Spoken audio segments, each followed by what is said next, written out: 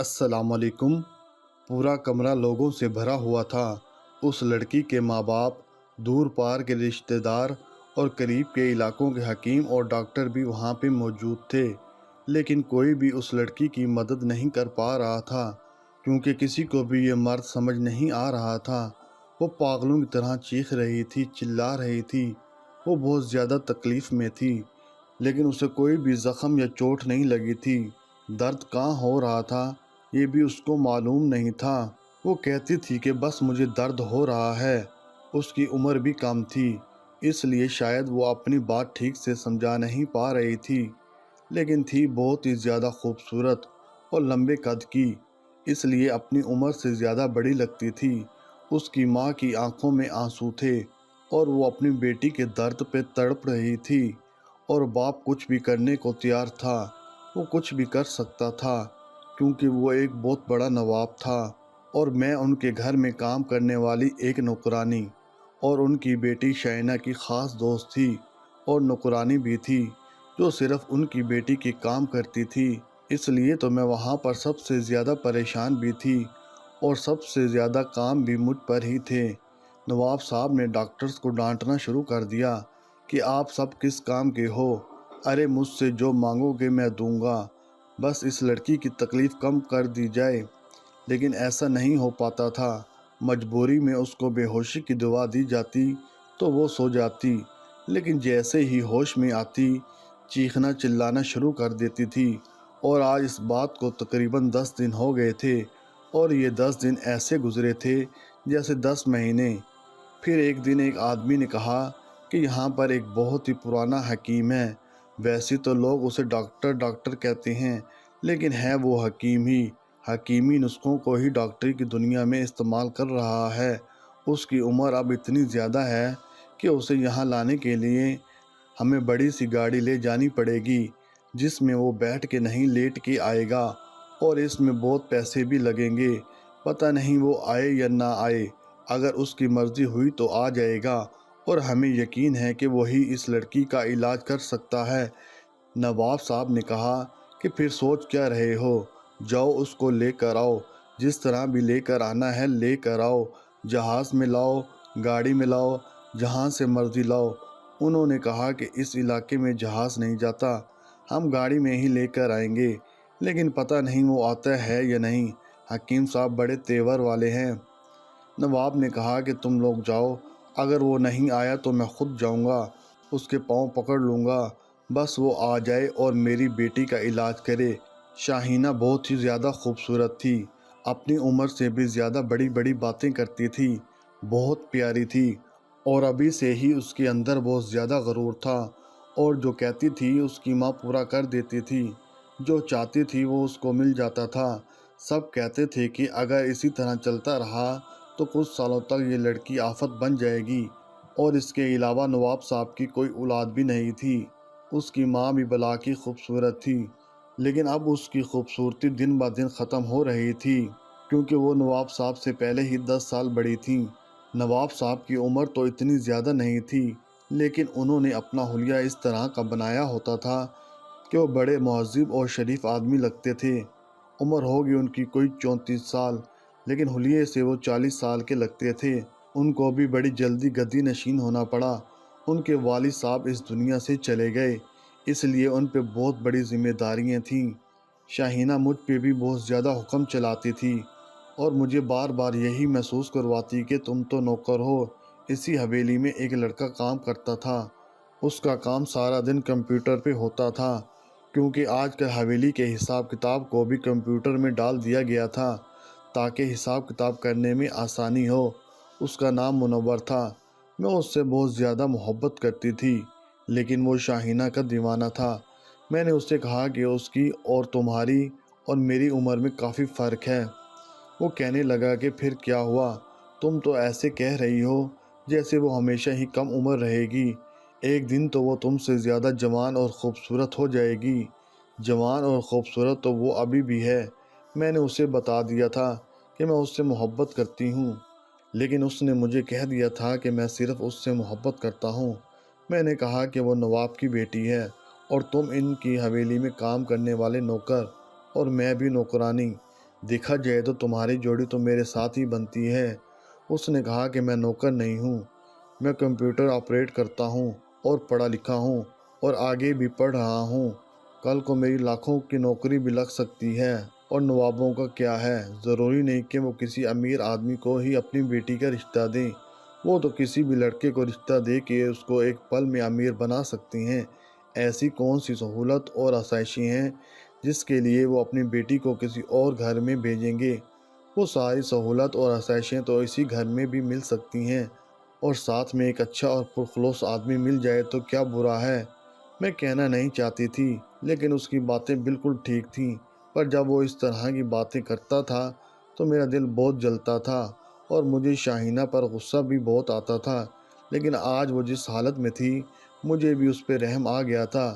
سب لوگ کہہ رہے تھے کہ اسے اس کے غرور کی سزا ملی ہے، یہ غرور بہت کرتی ہے، اپنی ماں سے بھی بہت جھگڑا کرتی ہے، اور اس کی ماں بھی بیچاری سوچتی ہوگی کہ ہے تو میری بیٹی لیکن میرے سامنے کس طرح زبان کھولتی ہے، کیونکہ بیگم صاحبہ کے سامنے کوئی بھی نہیں بولتا تھا، کوئی چوں تک نہیں کرتا تھا۔ لیکن ویسے بھی وہ دل کی بہت اچھی تھی، کسی کے ساتھ برا نہیں کرتی تھی، لیکن ان کی بیٹی پتہ نہیں کس پہ گئی تھی۔ اس حکیم کو لینے کے لیے لوگ روانہ ہو گئے تھے۔ شاہینہ کی چیخیں سن سن کے میرے سر میں درد ہو گیا تھا، میں تو سو ہی نہیں سکی۔ اس کو تو پھر بھی بے ہوشی کی دوا دے کے سلا دیتے تھے، لیکن میں تو تب تک جاگتی رہتی تھی۔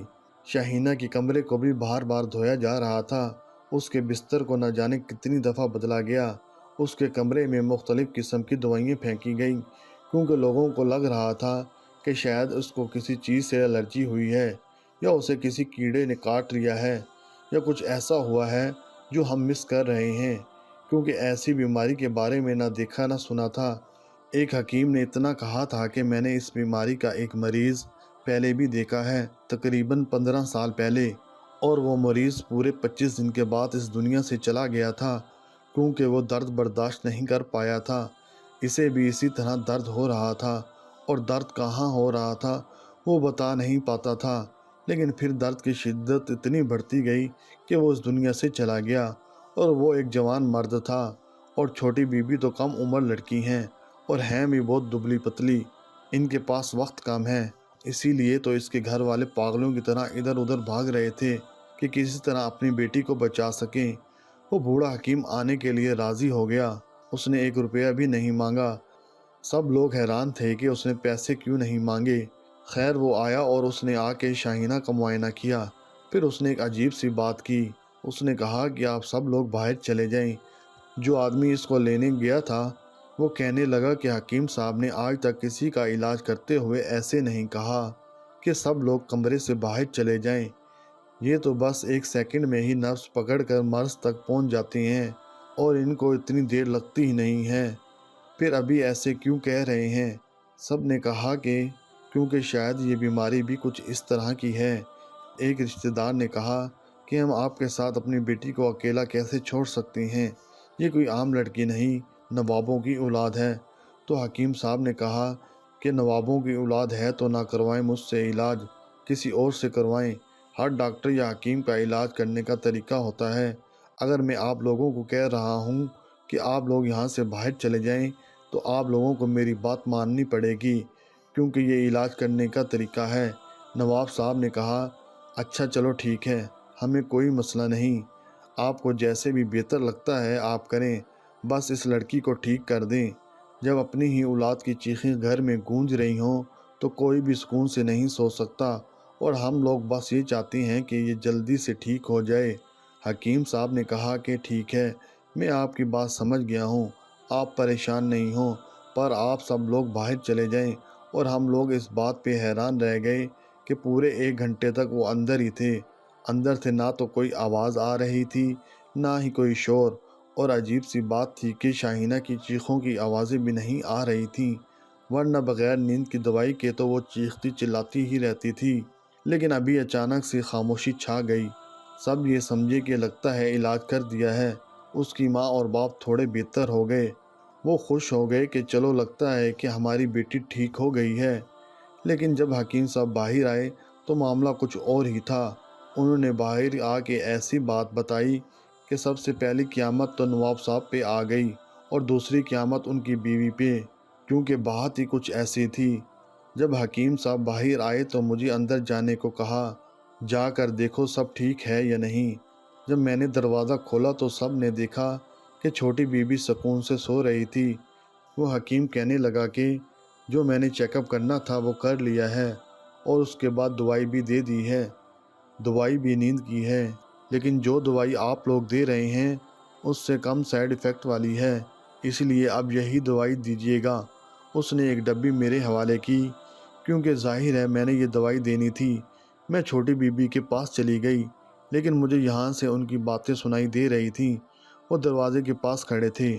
نواب صاحب نے کہا کہ اس کا مطلب آپ کے پاس بھی علاج نہیں ہے، کیونکہ ہم اس سے کب تک بے ہوش کرتے رہیں گے۔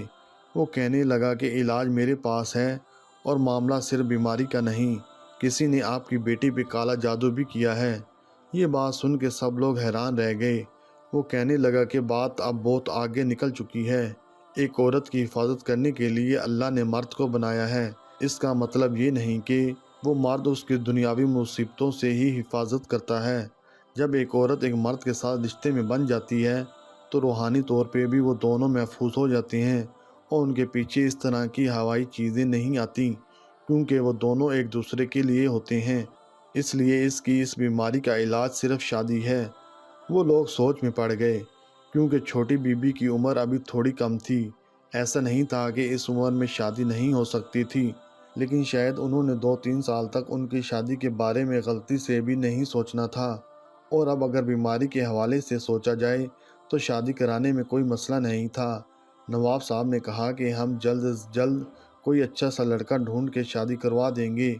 اگر شادی کروانے سے ہماری بیٹی ٹھیک ہو جاتی ہے اور اس پہ آئی ہوئی مصیبتیں ختم ہو جاتی ہیں تو ہمیں کوئی مسئلہ نہیں۔ اگر یہی اس کا علاج تھا تو پھر تو بہت اچھی بات ہے، آپ نے تو ہمارا مسئلہ حل کر دیا ہے۔ نواب صاحب آگے بڑھے اور ان کو انعام و کرام سے نوازنے کے لیے چیک لکھنے لگے، لیکن حکیم صاحب نے ان کو ہاتھ کے اشارے سے روک دیا اور کہا کہ پہلے میری پوری بات سن لیں۔ سب لوگ حیران ہوئے کہ اب پوری بات کیا ہے۔ بہت سی ایسی بیماریاں ہوتی ہیں جن کا علاج صرف شادی سے ہی ہوتا ہے۔ وہ بالکل ٹھیک کہہ رہے تھے کہ جب دو لوگ یعنی مرد اور عورت ایک دوسرے کے ساتھ ایک پاک اور صاف رشتے میں آ جاتے ہیں تو یہ ایک بہت ہی نارمل سی بات ہے کہ وہ بہت سی بیماریوں سے اور گناہوں سے بچ جاتے ہیں۔ ایسے گناہوں سے بھی بچ جاتے ہیں جو کسی بھی مرد اور عورت سے کسی بھی وقت سرزد ہو سکتا ہے، وہ بھی تب جب اگر وہ خوبصورت ہو۔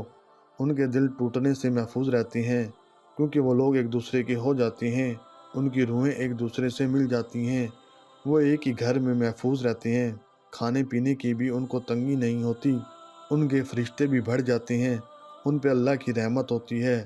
اللہ تعالیٰ شادی کرنے والے کو پسند کرتا ہے۔ ہر انسان کو شادی کرنے کا حکم دیا گیا ہے، کیونکہ اس میں نہ صرف دینی اعتبار سے بلکہ معاشرے کے حوالے سے بھی بہت سے فائدے ہیں، اور ایک انسان کے حوالے سے بھی کہ اس کی کچھ ضروریات ہوتی ہیں جو شادی کے ذریعے پوری ہوں تو زیادہ بہتر ہوتا ہے۔ پر حکیم صاحب نے ابھی اپنی پوری بات نہیں کی تھی۔ انہوں نے کہا کہ آپ کو اس لڑکی کی شادی کرنی ہے اور 2 دن کے اندر اندر ہی کرنی ہے۔ اب سب لوگ یہی سوچ رہے تھے کہ 2 دن میں اچھا لڑکا کیسے ملے گا۔ اگر جلدی میں شادی کر دی اور لڑکا اچھا نہیں ہوا تو بعد میں کیا ہوگا؟ بعد میں بھی تو لڑکی کی زندگی خراب ہوگی۔ لیکن پھر بھی ان کی نظر میں شاید کوئی اچھا سا لڑکا نہیں تھا۔ دوسری طرف وہ کمپیوٹر آپریٹر جو شاہینہ سے شادی کرنا چاہتا تھا وہ سب سے آگے ہی کھڑا تھا۔ اگر نواب صاحب کی نظر اس پر جاتی تو وہ کہتے یہ لڑکا بالکل ٹھیک ہے۔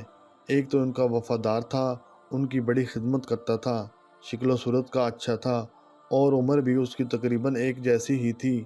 نواب صاحب نے اس کو ایک نظر دیکھا بھی تھا اور میرے دل پہ کیا گزری تھی یہ میں ہی جانتی ہوں۔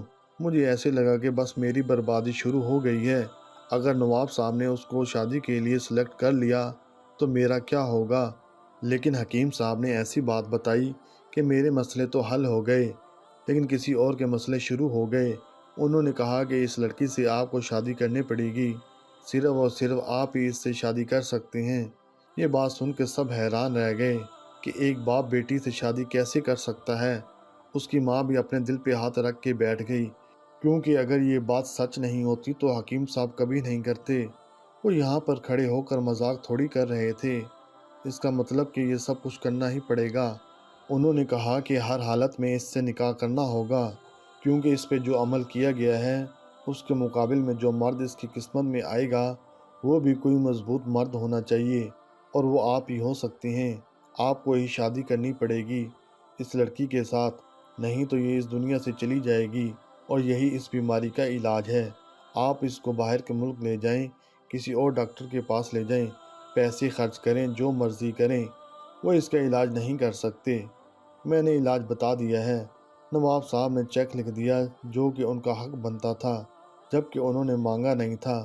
وہ اپنا چیک لیے وہاں سے چلے گئے۔ پہلے بھی بہت سے ڈاکٹرز کو دکھا چکے تھے، وقت پہلے ہی بہت ضائع ہو گیا تھا۔ سب لوگوں نے فیصلہ کیا کہ اگر جان بچانی ہے تو یہ سب کچھ کرنا ہی پڑے گا، لیکن نواب صاحب نے ہاں نہیں کہا تھا، اور اس رات شاہینہ بی بی کی طبیعت اتنی زیادہ خراب ہوئی کہ وہ ہاتھوں سے ہی نکلنے لگی۔ ایسا لگا کہ اس دنیا سے چلی جائیں گی۔ اس کی ماں بلک بلک کے رونے لگی اور کہنے لگی کہ بات مان کیوں نہیں لیتے حکیم صاحب کی، آپ کو خدا کا واسطہ ہے۔ انہوں نے ہاں میں سر ہلا دیا۔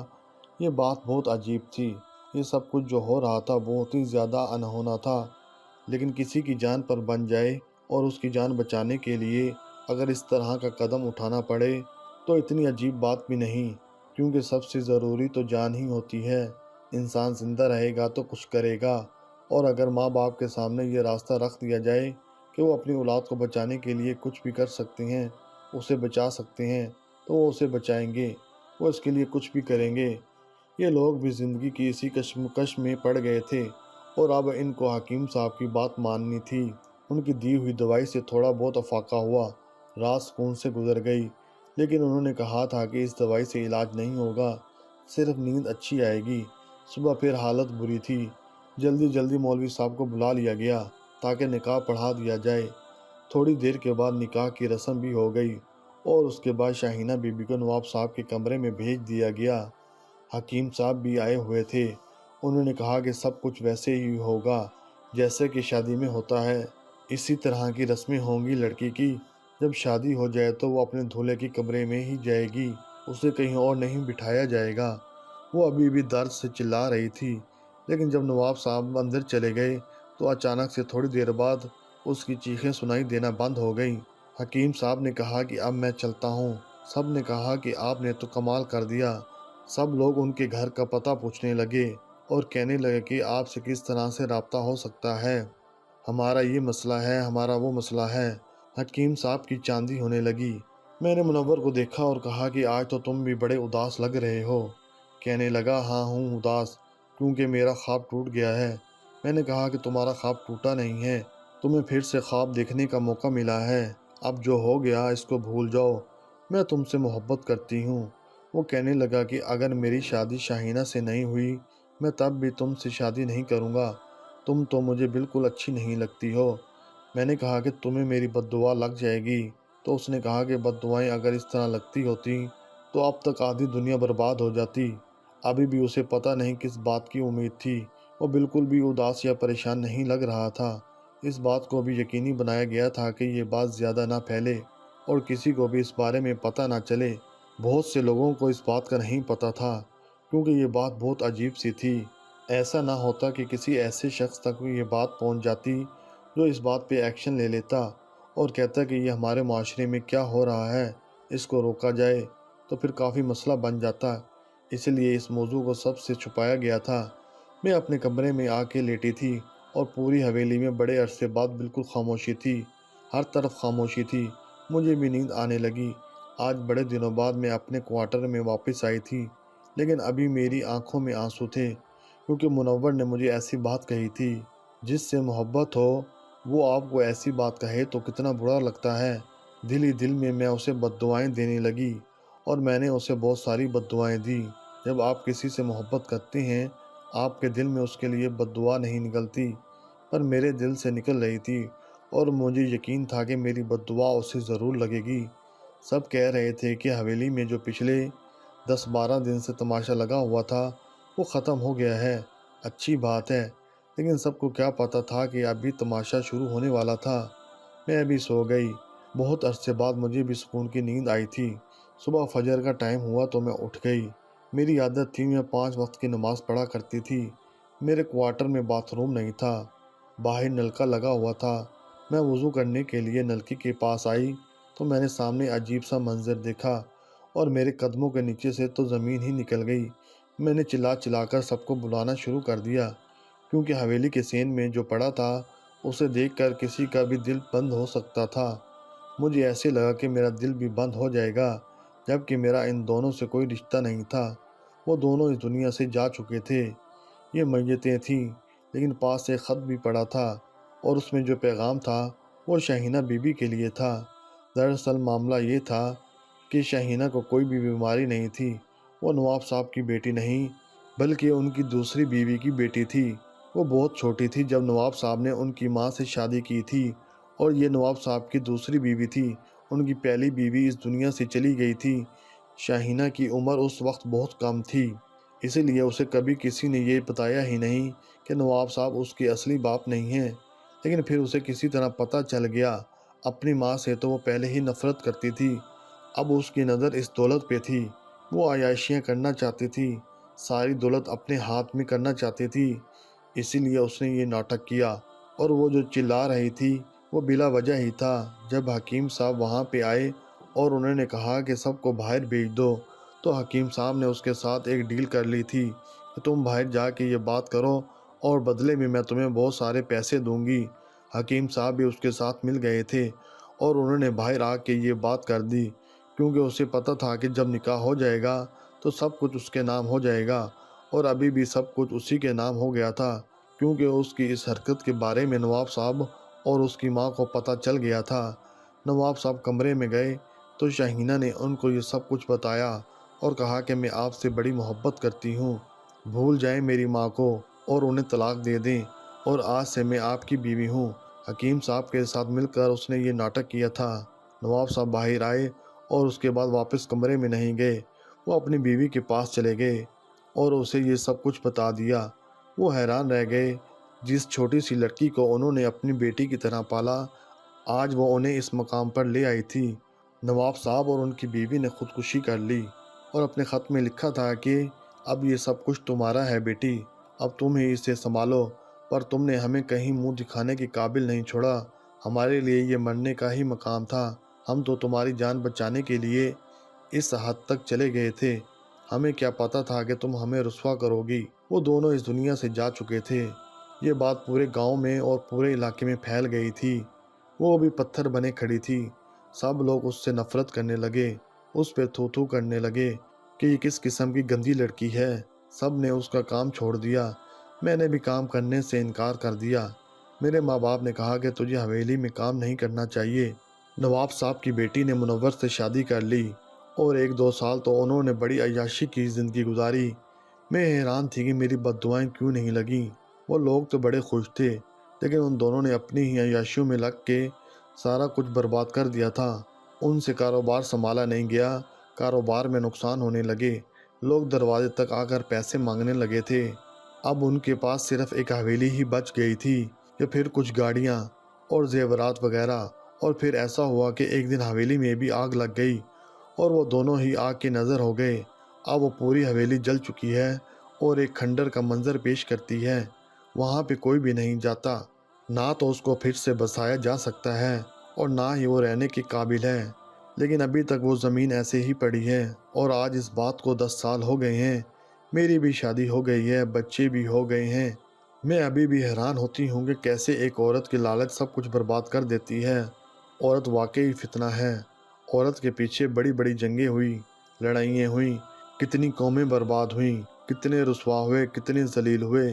اس بات کی گواہی وہ جلی ہوئی حویلی دیتی ہے، جس کو دیکھ کے لوگ جب اس کہانی کے بارے میں پوچھتے ہیں تو یہی کہانی سنائی جاتی ہے، اور یہ کہانی سننے کے بعد بھی وہ لوگ اس لڑکی پر ہی تھو تھو کرتے ہیں کہ آخر وہ کس قسم کی بیٹی تھی۔